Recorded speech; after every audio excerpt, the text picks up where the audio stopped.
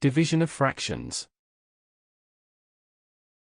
Division is the inverse operation of multiplication. Given the following shown on screen, we obtain the following.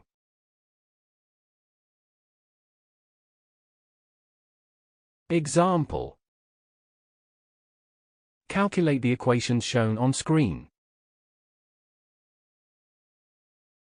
Solution.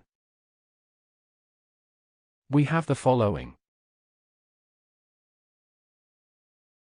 From this, we obtain the following shown on screen. We have the following. It is better to have the mixed numbers written as fractions. We have the following. That is all for lesson 3.4.6. To continue this tutorial, please watch 3.4.7, Power of Fractions.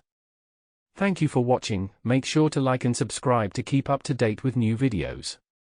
For more information, calculators, and tutorials, please visit www.icalculator.info.